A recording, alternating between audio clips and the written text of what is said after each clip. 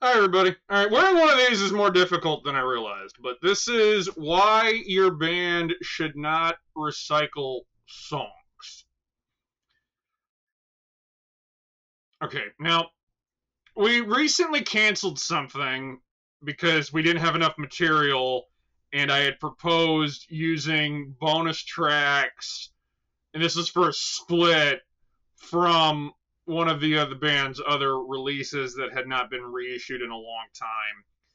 And that band refused, wanting to instead recycle tracks from a different split that he did with the same guy, the other guy, who it was a different project. Basically, the other guy had a different project, and he wanted that did a split with this band, and he wanted to reuse those songs, which were also reprinted again for that, rather than the stuff that I had requested that had not been previously released in a long time, and would match what we would have been able to get from the other band as bonus material, so it all made sense. Now, I could do a full-length 30-minute discussion on this, but I'm not going to, as there's not a lot to this. Okay. Reprinting songs from when something was originally, reusing songs. So let's say you make an album, and then you want to take, and then you do another release later, and you want to take, let's say, 3 tracks from the album as bonus tracks. Okay. That has its origins in stuff that is pre-internet. There's nothing more to that or beyond that. The internet rendered that obsolete. Now, what it says is, you see this a lot with splits, and there's one label whose sole business model is just recycling the same set of tracks in CDR runs of limited to 20 copies with different explicit covers that he makes. Okay. Now, all of that is just, it just is not serious. You cannot take a band doing that seriously nowadays. And I've even had people tell me, oh, you can use any track from our discography for this, and they either do that on purpose because they know it will get us to cancel the release, or they just want to have the most releases possible, but we don't work with those people.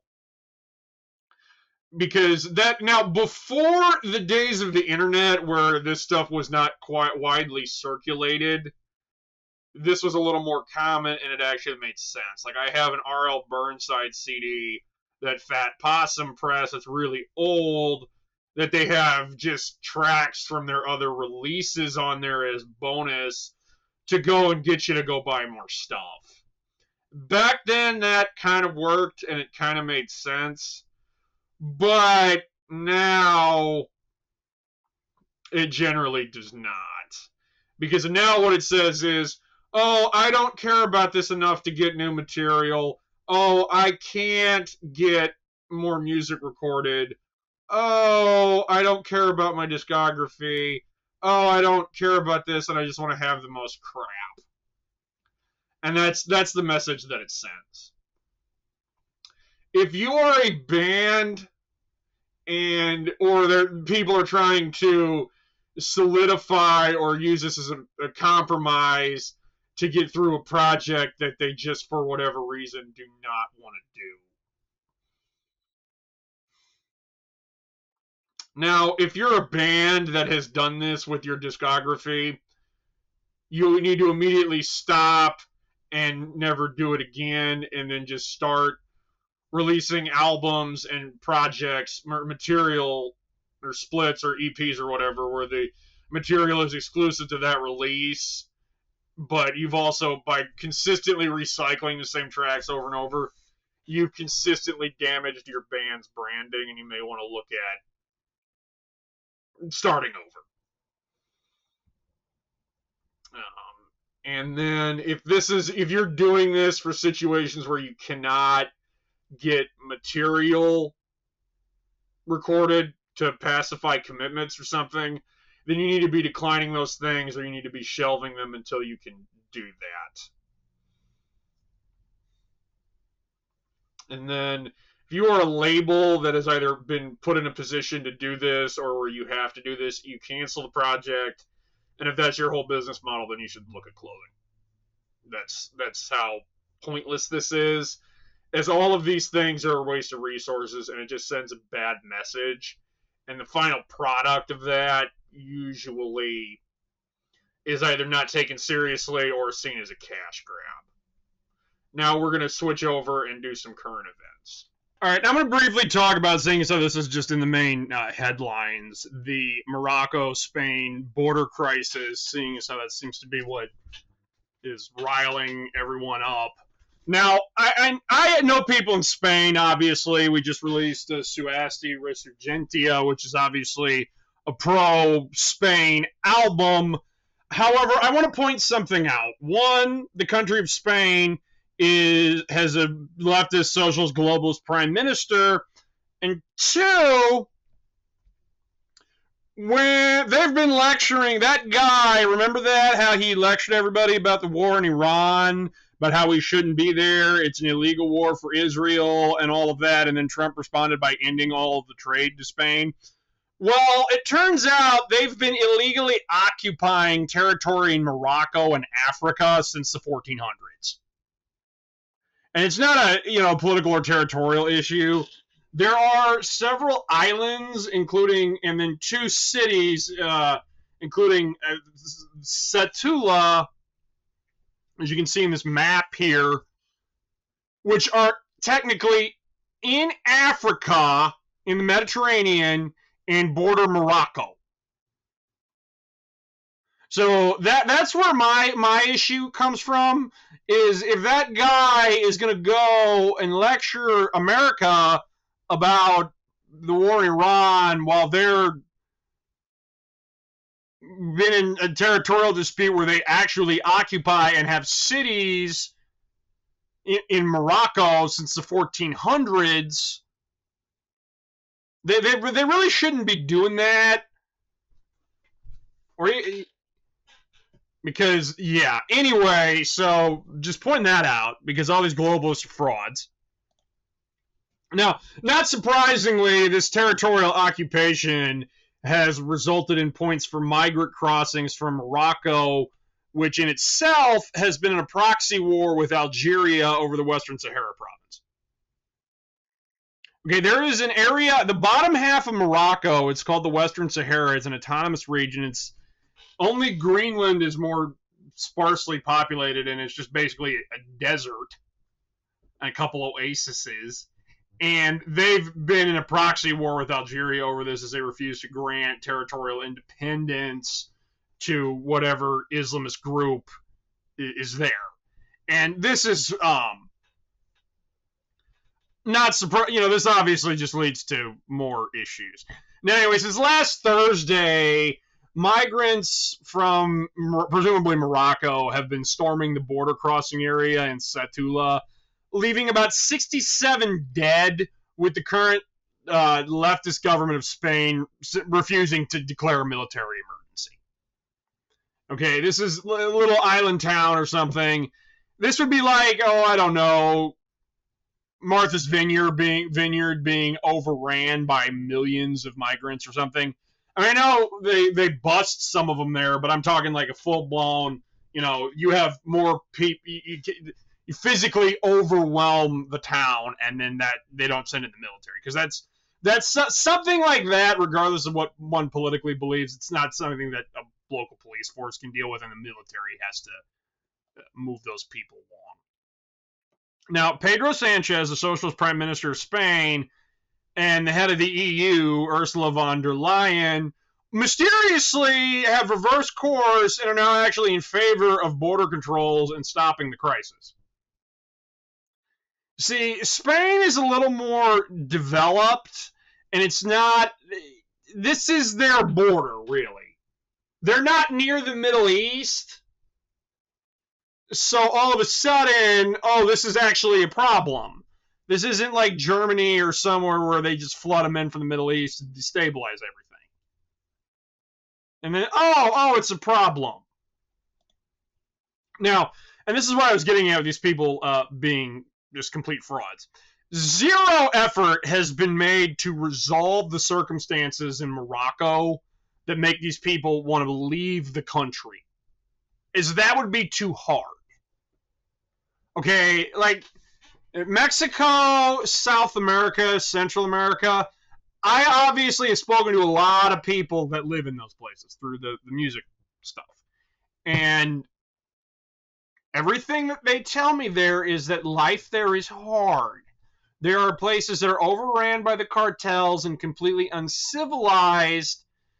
And this is just an example of, oh, well, we're not going to solve these lengthy and entrenched problems, and thus we have a migrant crisis, and thus we have a border dispute. Instead, Pedro Sancho seems more concerned with sharing his summer playlist on social media rather than, and I have that as 2 words because I don't have a playlist. That seems to be what he's more concerned with rather than resolving this or negotiating proper settlements or doing whatever needs to be done to end the issues in Morocco. And that's where you get the results. It's the same with Syria. It's the same with all these other places where they just destabilize everything, and rather than fix all of that, because that's hard and takes a lot of time, they just send the populations elsewhere. All right. The UK police finally stopped raiding people. All right, now this is a screenshot of a tweet from the UK Home Office, which is their government police, whatever. Police time will no longer be wasted investigating social media posts, freeing up officers to patrol the streets and tackle real crime. By scrapping non-hate crime incidents, as we are balancing the protection of vulnerable communities while respecting free speech. Over recent years, guidance has failed to keep pace with the digital age and has led to officers being called out to people's homes over insults and routine arguments. Or to seize your black metal packages that you bought at customs and come to your door, interview you, and tell you you're associating with extremist activities when they're obviously not extremist activities. New measures announced today will introduce a new system that prevent police from recording lawful speech. Forces will continue to ensure that reports from the public, which may lead to genuine harm, get the right response. So basically, they finally realized that this was a giant waste of taxpayer dollars and simply ended the program.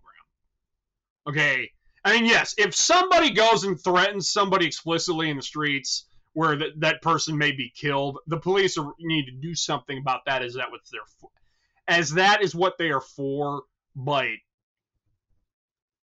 arguing, routine arguments, speech, policy, stuff like that, if somebody is troubled by that to a level where it impacts their lives, they need to go see a psychologist. That is not a problem for the police to resolve. Somebody being racially offended without violence being involved, that's not a physical thing. In the same manner, so that's more, psychologists, mediation, social workers, that type of stuff, rather than police who usually have, or you would expect by definition, to respond to physical violence. So that's a win. German police raid right-wing youth groups. Now this is a little old because I got distracted because I just didn't do podcasting for a while, and then the war in Iran obviously took up most of that, even though people, I think, are sick of talking about that. All right. On May 6th, German police raided 15 locations in 12 states related to right-wing youth groups. No arrests were made. Many of the kids targeted or raided were between the ages of 19 and 23. Their activities included practicing martial arts to fight with leftists, who probably started all of this because that's what they do, and beat up suspected pedophiles. Now, and I'm going to be very, very nuanced when I say this. If there is a pedophile who has been tried, convicted, paid his debt to society, been through the necessary rehabilitation, and is not necessarily harming anybody, that is not, that person should not be attacked as they're just trying to live their normal lives.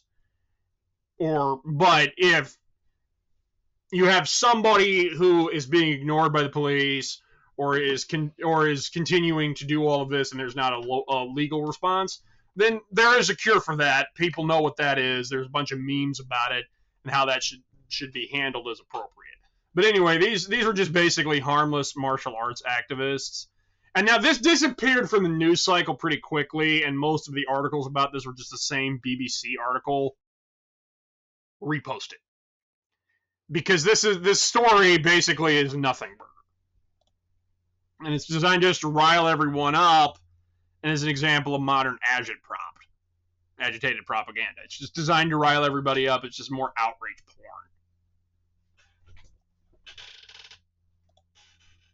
This is a little more serious, and I want to emphasize that the reason that I covered this is nothing to do with that school shooter band that's now living meme, black metal's newest living meme, but this is because I thought 09A was involved, and this is in Turkey. On April 15th, Isa Aris Mussolini, a 14-year-old, opened fire, killed 12 people, and injured 13 others in a school shooting. 28 hours previously, somebody attempted a school shooting at another location. 16 people were injured, however, nobody died but the perpetrator, who just killed himself. 3 other people attempted to do similar incidents after this, however, they were arrested before anybody died. And one of the arrests was somebody who was caught with a firearm before they could actually do anything. Now, originally, this was attributed to 09A, and they may have taken credit for this, seeing as how there's so many people involved. And I would not be surprised at all if these were all somehow connected. However, their involvement seems to have been scrubbed from the internet, if it was ever there. And again, I had gotten that from a Telegram feed, which is not necessarily reliable and could be AI generated or random intelligence, and is not properly vetted. See, that's where the whole fake news thing comes from. As, again, 09A is mostly about white supremacy, and Turkey does not seem like a place that they would operate at.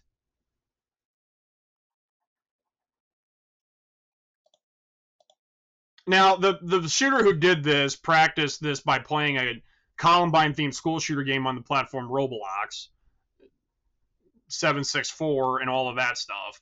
And, I did a podcast on that briefly, and there are plenty of resources out there where you can go and research that yourself. I was all for free speech on the internet in all forms until I heard about what was going on at this place, and subsequently also what happened to me with the Black Vault. But that's, compared to that is way less than Roblox being used as a platform to just indoctrinate people and all this incel crap that just pollutes society and all this shit. At some point you go, okay, you finally reached your limit. Now, this individual's motives range from being an incel to being trans.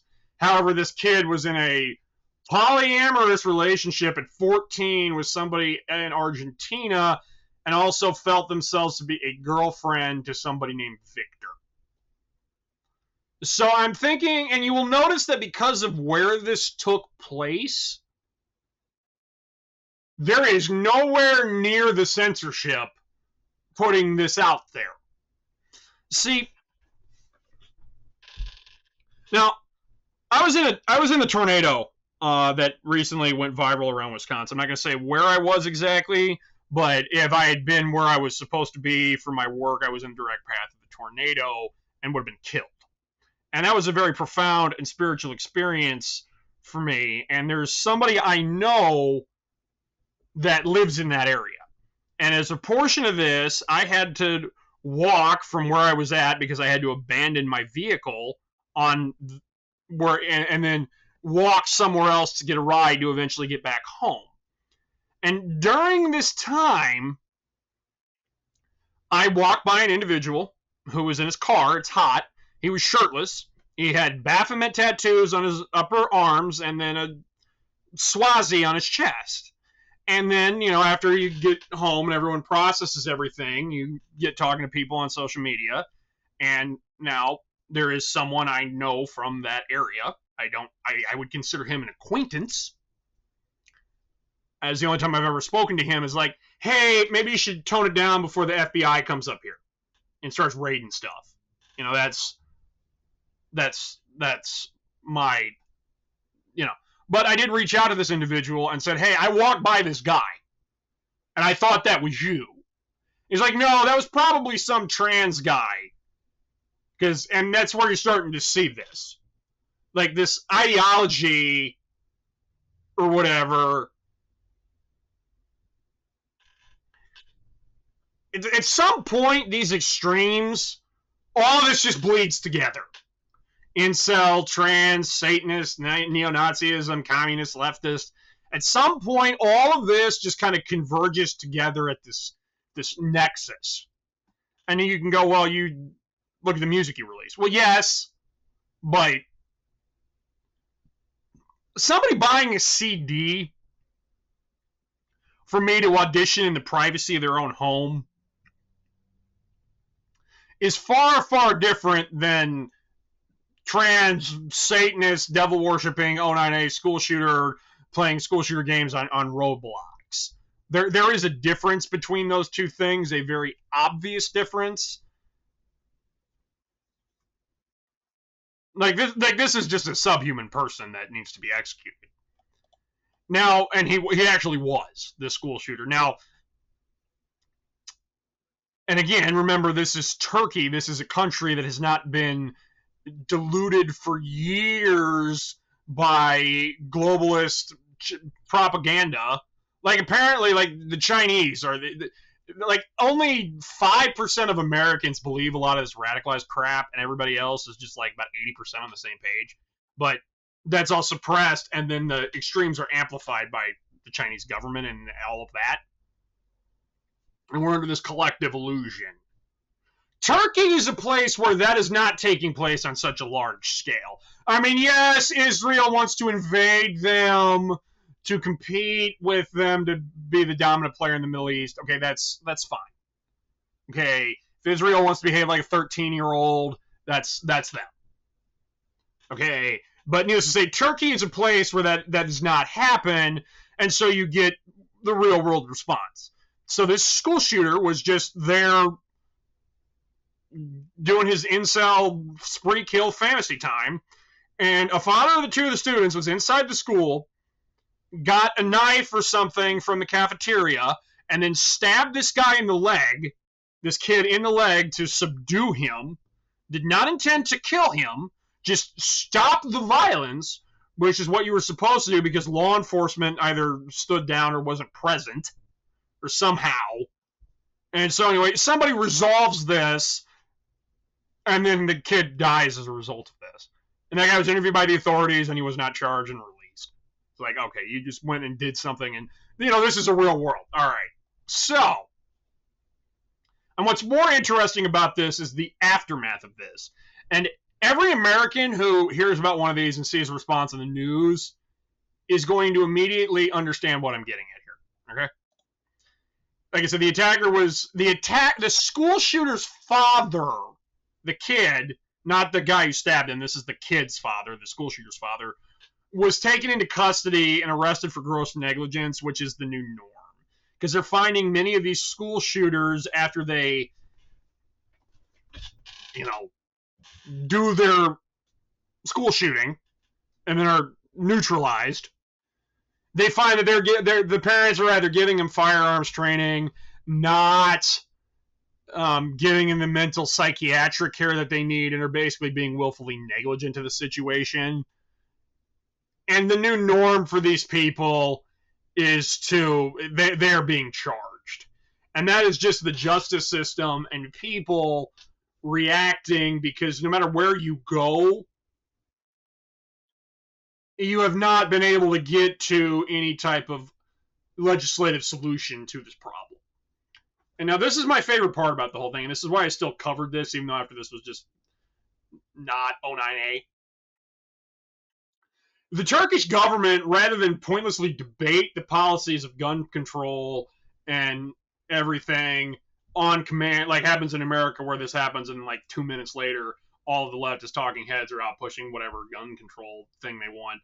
The Turkish government, rather than do that, just said, okay, you know what? We're going to shut down all the disinfo and all the people polluting this everywhere, which is, it's becoming very obvious as society evolves that you need to have somebody do that and shut that down before all these conspiracies and other narratives unfold.